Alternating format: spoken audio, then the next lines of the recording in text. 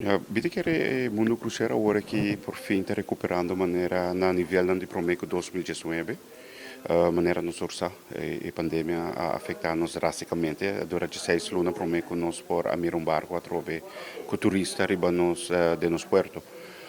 Depois de começo turbulento na 2022 door de Omicron, nossa mês out e prome parte de high season na 2022 e door de Omicron. Pero depois nós adrenda de low season e tá apenas na outubro, novembro trobe nós adrenda e high season para a temporada 2022-2023.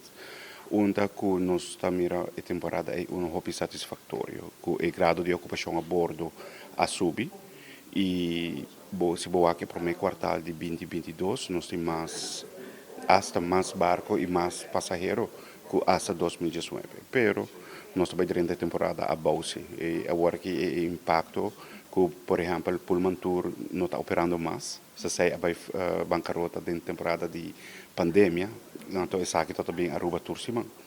Então agora que você sente o impacto aí e ano aqui 2023 está para mim viajar com botin tour de nação rond mundo está abrir.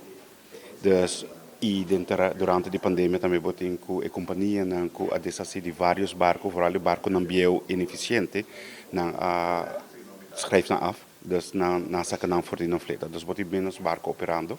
Dus zij hartstikke agora que botar sentir impacto de low season, com ticket que botin menos barco que normal.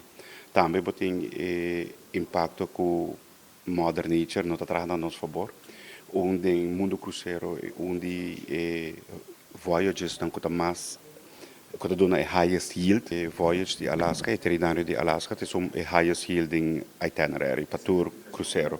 Sei está difícil para qualquer destinação competir com ele, pero o clima é pouco mais calor, mais trempão. Bota raia com o barco não está abre a temporada mas começar a temporada pouco mais trempão e acaba a temporada de Alaska mais largo.